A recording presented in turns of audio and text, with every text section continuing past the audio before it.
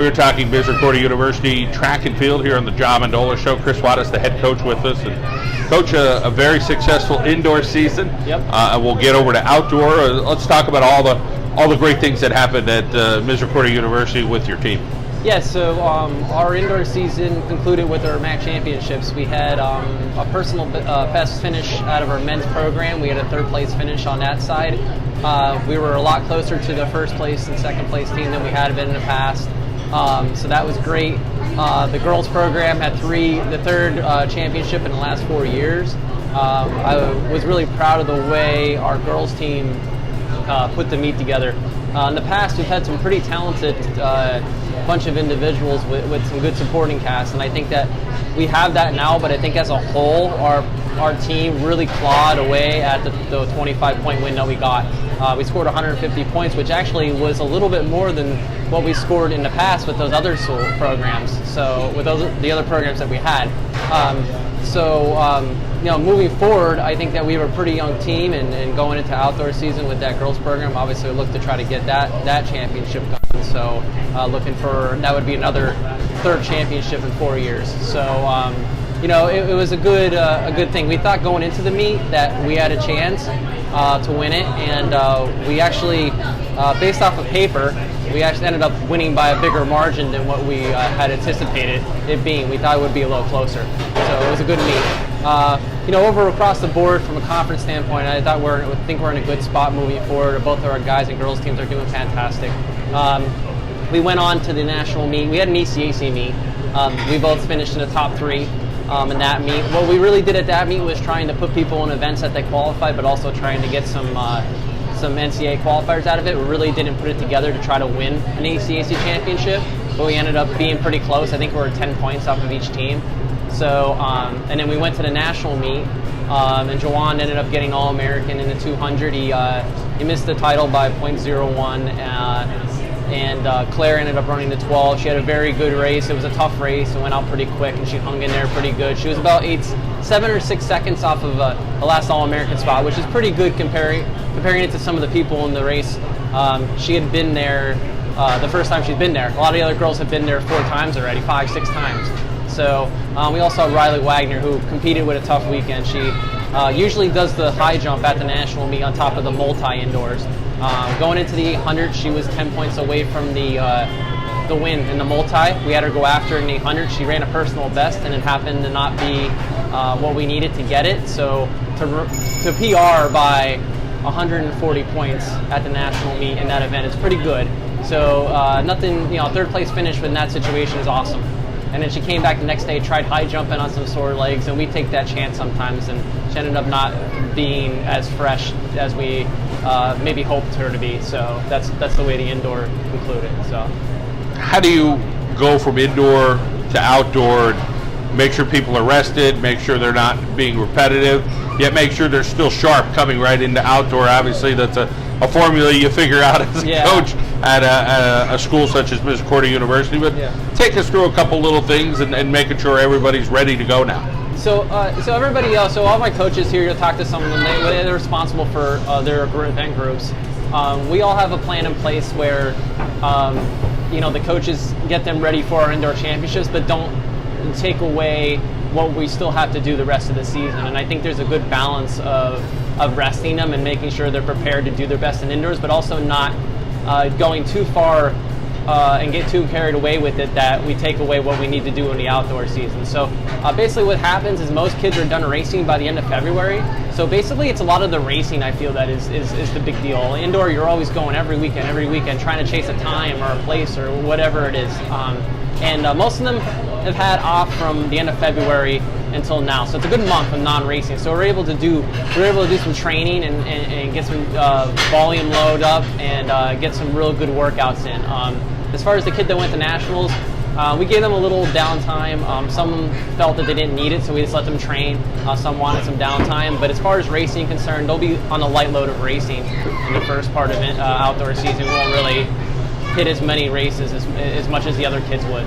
So a lot of student athletes looking to do track and field at the next level. Yeah.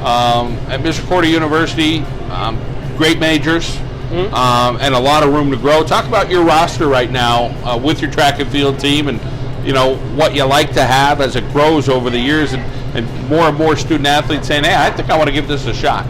So what we do when we recruit student athletes is, especially with the women's side, it's more of a big deal with the women's side. We like to recruit health science majors. Not that we don't like, a kid that comes to us and wants to come to school for a non-health science major, but what we'll basically do is we'll send information out. We'll get information about. We'll recruit based off of just interest. We won't, reach out to people on our own. But the health sciences are huge for us. Our girls roster is about 85 to 90% health sciences. So it's a big deal, and it's worthwhile for us to do that because it's a big correlation. And I'm not saying in all cases just because they're not a health science major doesn't mean they're good students and blah blah blah. But most of those kids are very good to have in our program because of the fact that they're well put together academically and they're well put together personally, and they can really handle the workload from both ends to be able to do it. And we do have our athletes that are good academic students that are in different majors, and I think that our culture does stem from those majors, though. We have too many of it, not to stem from that type of major, and those type of kids are very easygoing but hardworking, so it kind of flows down the hill a little bit.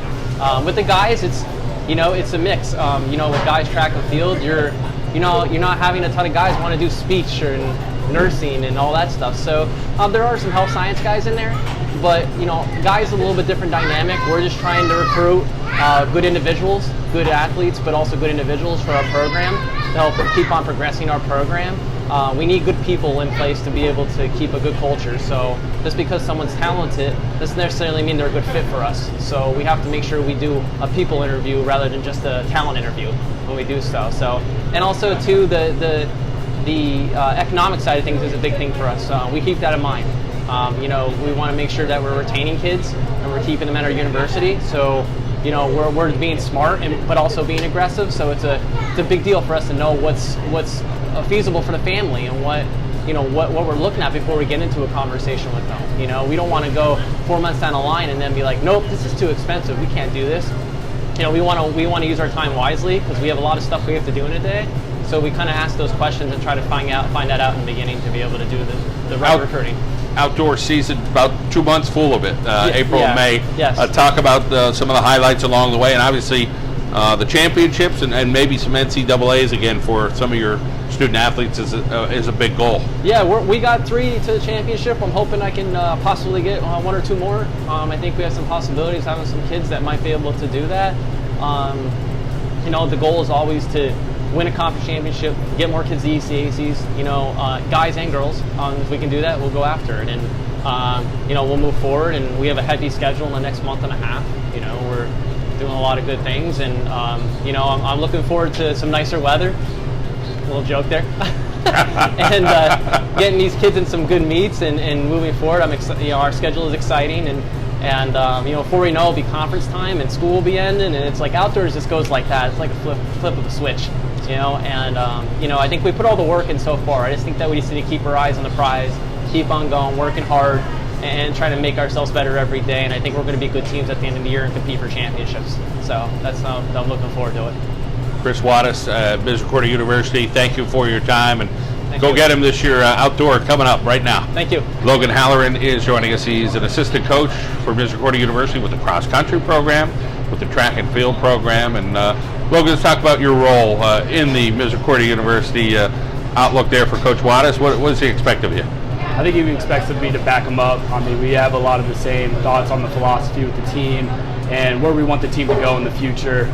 I think we're both building a team together and really trying to get a whole team, not just one strong distance, one strong sprints. We want good throwers, good distance, and so we're a whole team together collectively as we're going to the championship meets.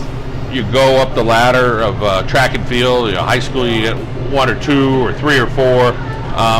Misericordia, you got to be deep in a lot of different positions. Talk about building depth and making sure that you have the 2, 3, 4, 5 that in case somebody goes down or something happens. Yeah, so our Coach Wise has done a great job over the years with our distance crew. Our women's distance and specifically has multiple people in the 3K, 5K at conference. And then in our jumps group and our sprints group as well, it's huge to have young individuals come in every single year and really push the upperclassmen, and to be able to really inspire the others and get to where we want to be. Enjoy the sprinters or the mid-distance guys. Talk about which ones you like working with. I'm sure you like working with them all, Yes. but what would you consider your specialty? I was a decathlete multi at college, so I really get fascinated with the jumps and the very technical aspect event. So the sprinting, I believe, is a technical event because of the blocks, and you're really trying to become the most efficient runner possible. And then the jumps and the pole vault, and then the throws really get at me too. I really enjoy going over to our throwers. There's some big boys over there, and they're a lot of fun, and I also like just trying to challenge myself with them too. I'm not the biggest person, but I think I can hold my weight in throws sometimes. Take us through your background as a track and field athlete, where you're from, who you learned from, honing your skills. Yeah, so I'm from Kansas City, Missouri, and I went to Northwest Missouri State University and competed in track and field there for a total of 5 years. And if you don't know Northwest Missouri State University, check out the football, Division II football powerhouse with championships there. So it was a great experience there, and some of my mentors came from there. Coach Emily Peterson, she was a grad assistant my first year, became my assistant coach and worked with me, and she's continues to help me out to this day. And the head coach, Coach Lorig. And then from high school, Coach Earl McDonald, my club coach. I mean, he's taught me so much, just how to work with individuals and how to communicate. So I have mentors everywhere, especially my parents, my mom. And so Coach Wattis, I would also say, is a mentor. This is my 3rd year here. Wasn't expecting to be in here again. So he taught me a lot in the previous 2 years that I was able to take to this job and currently work with him. How about finding a home at Misericordia University and kind of blending in and feeling like, hey, this is a pretty darn good place? Yeah, so when I first moved up here, I just really enjoyed the feel of the area. I mean, it's that very similar to Kansas City, the blue collar, like you're going to get down, you're going to do the work, and you're going to get after it. I mean, it's just that feel of when you come in immediately. So Misericordia is no different. When I saw the athletes, how I saw Coach Wattis, and from the top down, Coach Edkins from the top, just how they worked, how they prepared themselves, how they conduct themselves with the student athletes. I mean, it just meshed very well, and really enjoyed my time while I've been here. All right, Logan, we'll appreciate you taking some time and talking to us, and continued success coaching there at Misericordia University. Thank you, I really appreciate it. Talkboy, it wasn't too long ago you're ripping down the track yourself. So how did this opportunity come about for yourself?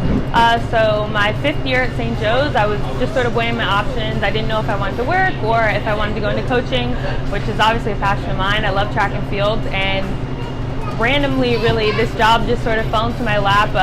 A friend of my mom's, who happens to be the field hockey coach at Misericordia, told us that the job opened up, and that's really what I've been wanting to do. So I put in my application, and here I am. Great talent locally, great talent at St. Joe's.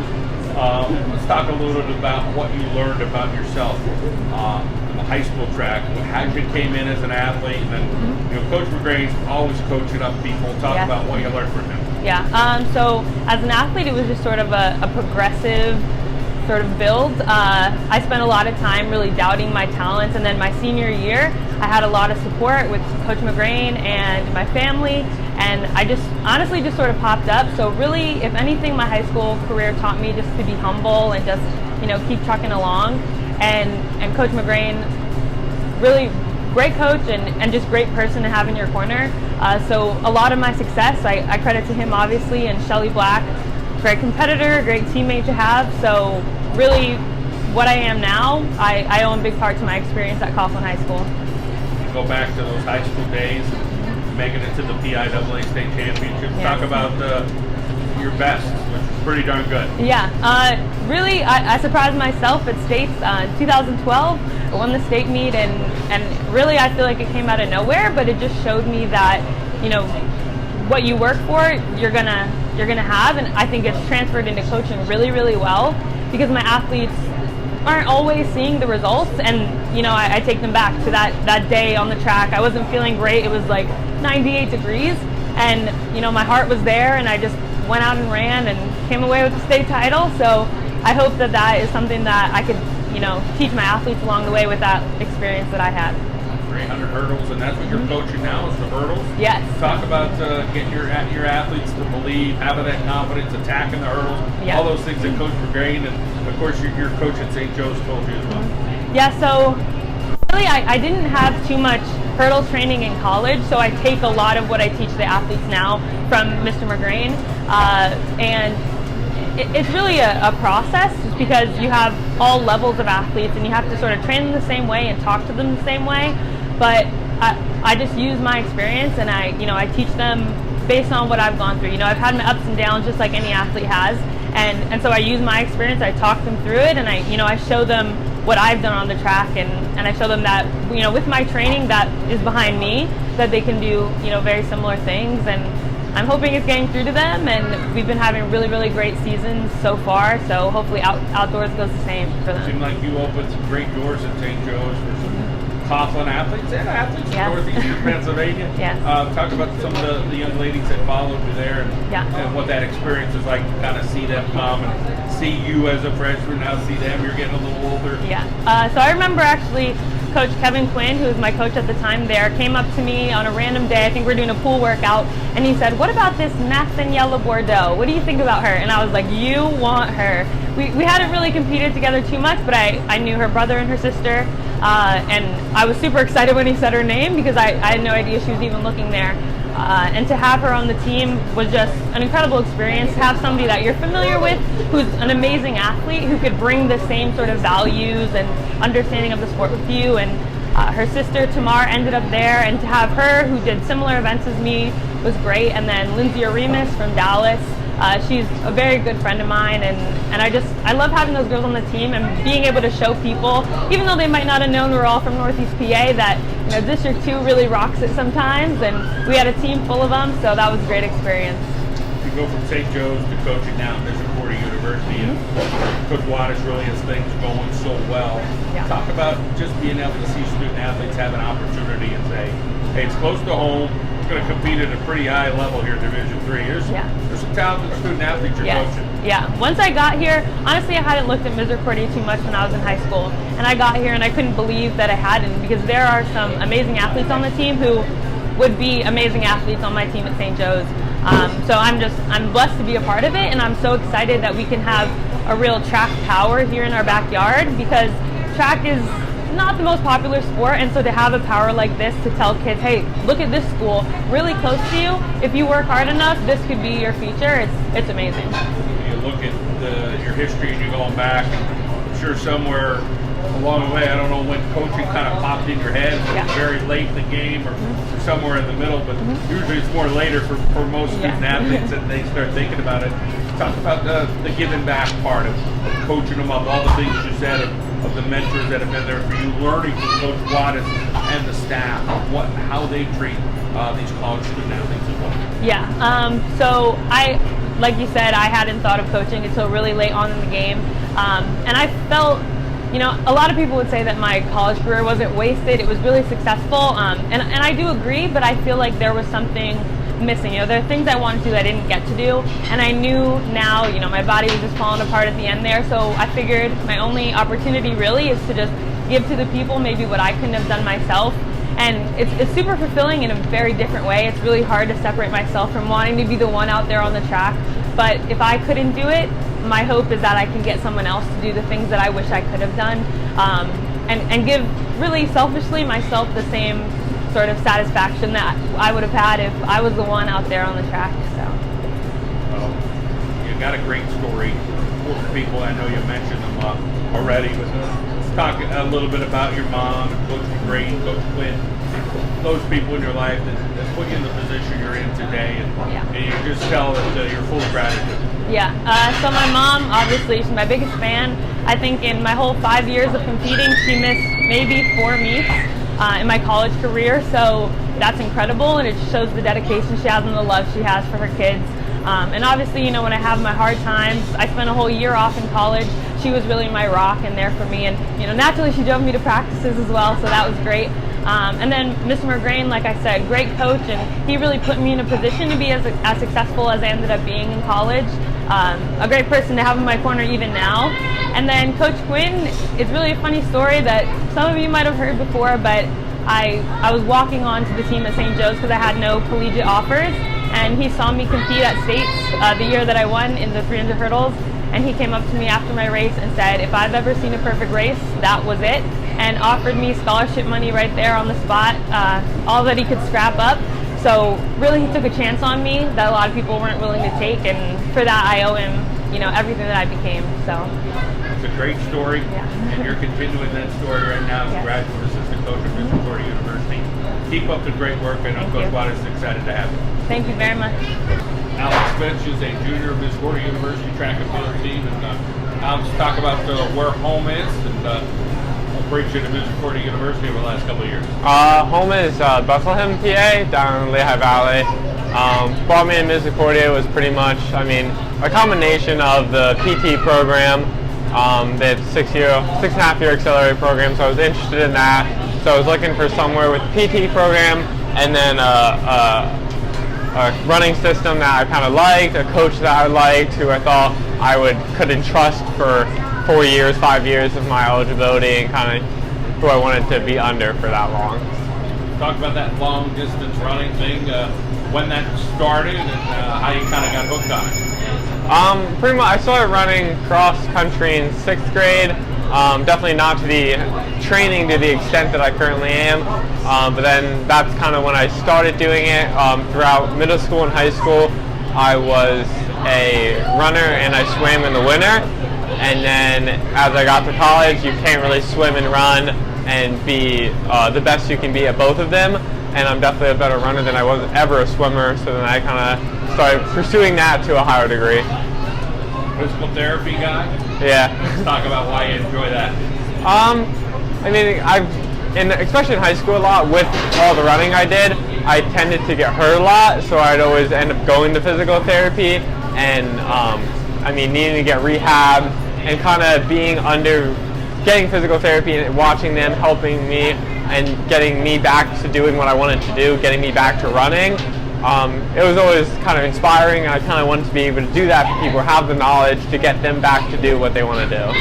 Couple sisters, tell us about what they're up to. 2 sisters. One's down in Texas. She's an athletic trainer for TCU. And then the other one's down in Arlington, Virginia. She works for an accounting firm. They work a lot with the Navy.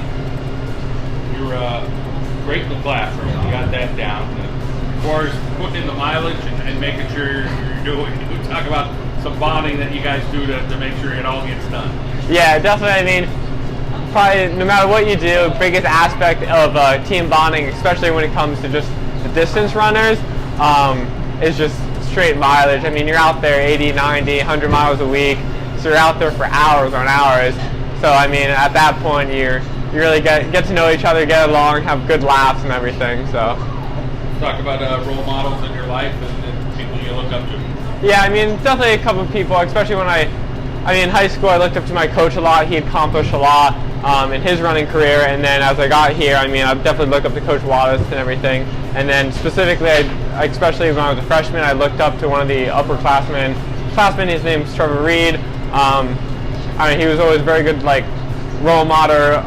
You kind of looked at him. He does his work. He put in the mileage. He was also very good in the classroom. So I feel like that was kind of a person who I kind of attempt to emulate in terms of work ethic. Big goals for outdoor. What do you think you're going to go after? I'd like to make NCAAs in the 10K. So we'll probably have to run around 30, 40 for that. So give that a try and hopefully go to some fast races and see what I can do. All right, Alex, thanks for sharing your story. Good luck this year. Thank you. Claire Shane with us from the Misericordia University track and field team. And of course, a fantastic year for you, cross country as well. So you're really ripping it up. Talk about how indoor went for you. Indoor was pretty good. It's a long season, and it's really hard in the winter with all the snow we get around here and how cold, so it's hard to kind of stay focused, but it's good when we have such a large team that we're able to get through some of those indoor workouts and those indoor runs together, so that definitely makes it a little bit easier. Talk about that work ethic you have, where it came from, and just you're grinding along, and you're really getting some great results. Yeah, I think my work ethic comes a lot from my older brothers. They're really good. They all went through high school sports and everything before me, and I got kind of learned from them. Especially my older brother Timothy now. He's still running, runs like marathons and half marathons a lot, and I see him getting up at 5 o'clock in the morning every day to go and do his runs before work day. So I think that really helps me teach me how to work pretty hard and have a good work ethic. Usually people go to college, they kind of, they go to the library to sit around and do some academics. You're doing athletics and academics, but then you're in like 25 clubs or something. Talk about all those other things you're involved with. You're very, very busy. Yeah, I definitely think I work better when I'm busy and I am on a set schedule and I'm going from 5 different things in a night, boom, boom, boom, that sort of thing. I think that helps me stay focused, stay on track, and even do better at what I'm doing. So that definitely helps. And of course, you mentioned your brother Timmy. You have a brother Chris as well. Yeah. And both of you pushing along. Talk about the support you get from the family. They're great. Even for cross-country nationals, my mom came all by herself to come and watch me race in the middle of Illinois. It was a cold and rainy day, so that's great. They come to all the meets. Sometimes my events run pretty late at night, so it's really great to have them drive out just to watch me run for like 15 minutes or so. That's definitely a lot on them. Difference with your body between indoor and outdoor.